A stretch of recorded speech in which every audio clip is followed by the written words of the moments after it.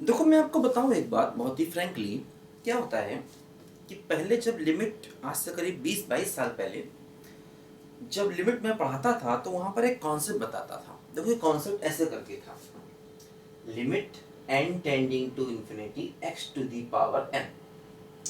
देखो इसमें कॉन्सेप्ट में ये बताता था कि इसकी लिमिट 0 होगी अगर मॉड x 1 से कम है या x -1 और 1 के बीच में है ना। ऐसा x अगर 1 है तो इसका आंसर 1 होगा, x अगर 1 से बड़ा है तो इसका आंसर इंफिनिटी होगा, है ना। और अगर x -1 है या उससे छोटा है तो हम कहेंगे लिमिट नॉट एग्जिस्ट, ऐसे करके। अच्छा अब देखो जैसे जैसे टाइम आगे बदला क्या हुआ, थोड़ा करेक्शन हुआ। हालांकि आज भी बहुत सी किताबों में यही लिखा है। देखो करेक्शन हुआ एक्चुअली यहाँ पर, जैसे लोगों ने ये सोचा कि अगर x नेगेटिव लेंगे तो नेगेटिव की पावर इंफिनिटी जो है वो एग्जिस्ट नहीं करती है ना। नेगेटिव की पावर इंफिनिटी से यहाँ पर मैंने कहा कि भाई x -1 और 1 के बीच में होना चाहिए, है ना। तो इसलिए क्या है, इस फार्मूले में थोड़ा सा करेक्शन हुआ। और देखो अब नई किताबों में या नए लोग देखो इसको ऐसे पढ़ते हैं, कहते हैं ये लिमिट 0 होगी अगर x 0 और 1 के बीच में होगा। अगर 0 होगा तब भी लिमिट 0 होगी, 0 की पावर नथिंग 0 होगा, है ना। और अगर x 1 होगा तो ये आंसर 1 होगा, अगर x 1 से बड़ा होगा तो आंसर इंफिनिटी होगा, और अगर x है ना लेस देन 0 होगा तो ये नॉट एग्जिस्ट होगा। तो अब देखो थोड़ा फर्क यहां पर आया है, ये इसमें इस कॉन्सेप्ट में थोड़ा फर्क आ गया। x नेगेटिव के लिए नेगेटिव की पावर इंफिनिटी की लिमिट पहले यहाँ पर -1 और 1 तक एग्जिस्ट ले लेते थे, अब आजकल नहीं ले रहे हैं।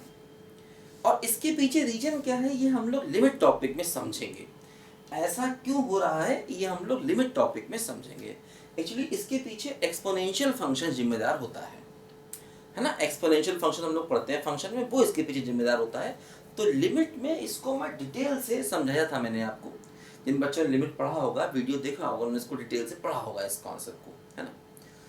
तो अब ये थोड़ा सा यहाँ पर चेंज आया, तो जिन बच्चों ने लिमिट नहीं पढ़ा है वो आगे चल के पढ़ेंगे, परेशान मत होइए, इसको याद रखिए। देखो क्या है, अब जैसे अगर हमें इनफाइनाइट टर्म का सम निकालना है तो सम ऑफ इनफाइनाइट टर्म्स, देखो तो पहली बात ये ध्यान दो कि अगर r0 1 के बीच में है, मान लो अगर r0 1 के बीच में है, इसके अकॉर्डिंग जो हम लेके चल रहे हैं, देखो ध्यान देना अब यहाँ पर r0 नहीं होता, कॉमन रेशियो जो है वो 0 नहीं होता। r0 हो गया तो सब कुछ खत्म ही हो गया फिर।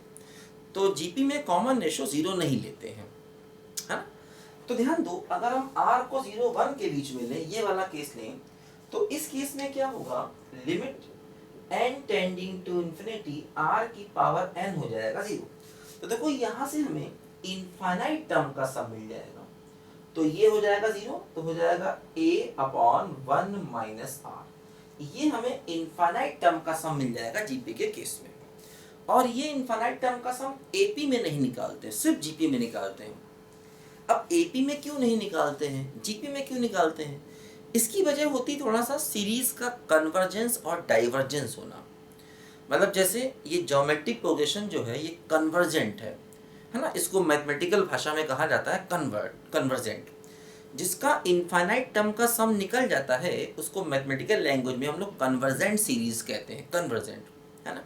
तो हालांकि ये कन्वर्जेंस एंड डाइवर्जेंस थोड़ा आगे का टॉपिक है, इसलिए इसकी बहुत ज़्यादा डिटेल में हमको नहीं जानना है कि भाई एपी क्यों डाइवर्जेंस है या जीपी क्यों कन्वर्जेंस है, इसमें बहुत ज़्यादा डिटेल से हमको नहीं जाना।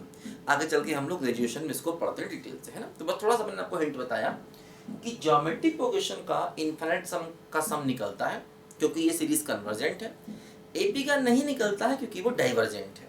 देखो ध्यान दो, अब ये सम तब निकलेगा जब r होगा 0 और 1 के बीच में। एक्चुअली पहले क्या था, इस फार्मूले से देखें तो r को -1 और 1 के बीच में मानते थे और कहते थे इनफाइनाइट टर्म का सम ये होगा, है ना। क्योंकि अगर हम इसके अकॉर्डिंग चलें तो r को -1 और 1 के बीच में ले सकते हैं, और उस केस में इनफाइनाइट टर्म का सम निकाल सकते हैं। लेकिन अब जो मॉडर्न जो नया मैथ्स आया है जहाँ पर हम इसको ये मानते हैं, तो यहाँ पर r जो है वो 0 1 के बीच में हम लेते हैं, ध्यान दो। तो हो सकता है किसी किताब में अभी भी ये दिया गया हो, या किसी किताब में अभी भी r की वैल्यू -1 से 1 तक दी गई हो, तो उसमें कंफ्यूज मत होना। ऐसा नहीं कि वो लोग गलत हैं, बस थोड़ा सा सोच का फर्क आ जाता है ना, कि भाई अगर हम x को निगेटिव लेंगे तो निगेटिव की पावर इन्फिनिटी में समस्या हो सकती है। समस्या देखो ये हो सकती है कि जब आप निगेटिव, मान लो मैंने x को -1/2 लिया, अब किसी ने कहा कि मैं -1/2 की पावर 1001/2 लूंगा, तो अब देखो क्या हुआ, ये नेगेटिव की पावर रूट आ गया, और नेगेटिव की पावर रूट क्या हो जाएगा, इमेजनरी।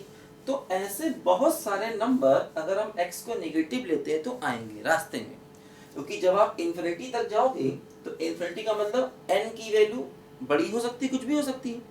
तो जब आप n की वैल्यू बहुत ज़्यादा लोगे तो वहाँ पर इस टाइप के टर्म आएंगे, और जैसे ये टर्म आएंगे x की पावर n जो है वो इमेजनरी बन जाएगा, तो वहाँ पर वो समस्या आ जाएगी। इसीलिए x को निगेटिव निकाला गया। पहले नहीं लोगों ने ध्यान दिया, अब आजकल ध्यान दिया तो इसको निकाल दिया। तो ये थोड़ा सा फर्क है कॉन्सेप्ट में। तो मैं इसके अकॉर्डिंग चल रहा हूँ, r की वैल्यू 0 1 के बीच में लेंगे तो ये अपना इनफाइनाइट का सम डिफाइन है ना। हो सकता है किसी किताब में ये r फ्रॉम -1 to 1 दिया हो, ऐसा भी हो सकता है ना। तो लेकिन ज़्यादा करेक्ट यही है कि r 0 1 के बीच में लेंगे तो इनफाइनाइट टर्म का सम यहाँ पर हमको ये मिलेगा, ध्यान दीजिए। तो लिखो जरा इसको ध्यान से पहले, है ना, ये फार्मूला हमें याद रखना है।